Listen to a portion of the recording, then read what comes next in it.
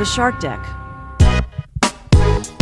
I'm Johnny Mac with your daily comedy news. Over the weekend, Dave Chappelle and the Roots performed at the Roots Picnic in Philadelphia. Jon Stewart and Michael Che also there. The Inquirer writes the picnic arrived with an air of mystery, in part because no cell phones were allowed, and thus there was no social media sharing of valuable jokes or controversial remarks. Access was not provided to the media. The Inquirer paid its own way in. If your ticket was on your phone, Stafford scribbled seating information on a Post-it note. The reporter did scribble down some notes and said Chappelle's best observational joke was about how houses in Philadelphia are so close together you can open your window and reach into your neighbor's refrigerator. Between the Roots set and Chappelle's set, each one was an hour, Jon Stewart was announced. Jon said Chappelle and the Roots were among the few things that could get him to drive his old ass down the turnpike. Stewart riffed on how decrepit he is, including needing reading glasses to look at porn on his phone. He closed with an excellent routine about how it's easier to buy an AR-15 rifle than adopt a cat. The Inquirer writes, all right, but what about Chappelle? Was he funny? Was he offensive? They write, Chappelle certainly didn't back away from his reputation as an equal opportunity offender. His button-pushing jokes got big laughs. He even mocked his Filipino-American wife's appearance while also depicting her as cutting him down to size. Good observation here. They write, Chappelle remains a master of conversational comedy. He's well prepared, but gives the impression of seriously thinking through his issues, such as how he feels about Will Smith versus Chris Rock, or when he was attacked at the Hollywood Bowl. In real time, it feels genuine. Stewart seemed off-kilter in comparison. But all right, fasten your seatbelt. I'll read this next sentence verbatim. Anyone expecting Chappelle to double down was disappointed. It's Pride Month, he said. I'm not going to talk about those people. He said he would make jokes about the disabled. A flurry about former North Carolina U.S. Representative Madison Cawthorn followed. Neither Chappelle nor Che could resist bringing up former University of Pennsylvania swimmer Leah Thomas, a favorite subject of anti-trans activists. But both comics came to the same conclusion expressed by Chappelle: let the B word swim. Nate Bargatze is going to be the pace car driver at the NASCAR Cup Series Ally 400 in the Nashville Super Speedway on June 25th. The GM of the track said, this summer we'll provide the most thrilling entertainment in Nashville. There's no better entertainer out there than Nate Bargatze to take part in our remarkable event to bring fans from Middle Tennessee and across the country and the world together right here at Nashville Super Speedway. Joe Rogan had Shane Gillis, Mark Normand, and Ari Shaffir on his podcast. They talked for 2.5 hours. One topic, the Bud Light controversy. Rogan said, they should hire Kid Rock to be the spokesman.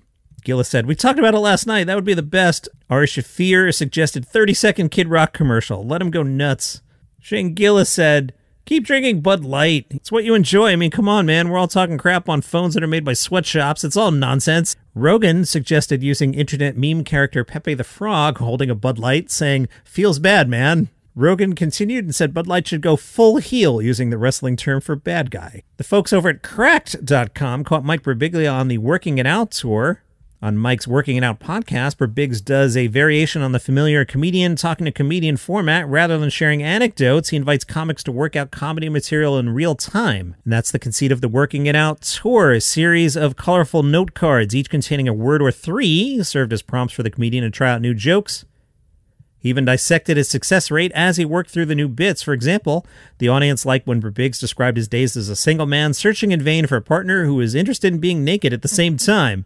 When he fell in love with his eventual wife, he had to break up with the old girlfriend, and he said to the audience, oh, you were with me on the wandering around naked part, but I lost you when I had to tell the old girlfriend, remember when I said it's not you, it's me? Actually, it's you. Crack says in the hands of a less confident comic, the idea of trying out unfinished material might seem like a ripoff, but Birbiglia makes Working It Out an integral part of the show, explaining the process and then demonstrating how he shapes routine to its final form. He ends the set with extended routines that are more evolved, sharing fully evolved comic stories guaranteed to kill. Even a magician intent on revealing where the rabbit is hiding in the hat knows he has to end with a bang.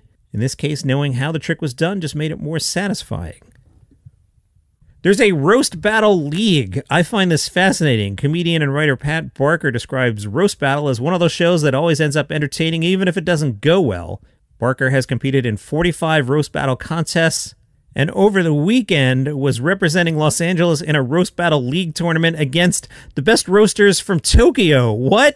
This is insane. I love it. Last year, local champion Paige Wesley encountered Joe Urel, a battler with cerebral palsy. He'd quipped, "Oh, big surprise, Paige hating on a vegetable." Wesley retorted, "Joe's birth mother had a drinking problem." Well, I mean, she was pretty good at it for like 9 straight months.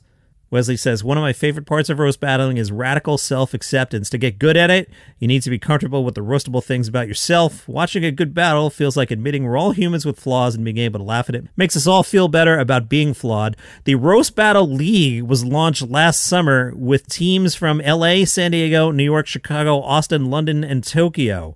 In LA, league-specific battles have found a monthly home at Culver City's Jam in the Van. 3 rounds plus overtimes, and it often ends in a draw.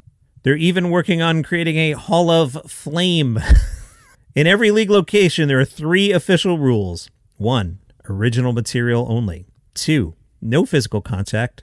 3, exception to number 2, which is every battle ends with a hug. Roast Battle regular Alex Hooper once told Simon Cowell, "Thank you for fixing your British teeth. Those things are so straight and white, they were just offered positions in Trump's cabinet."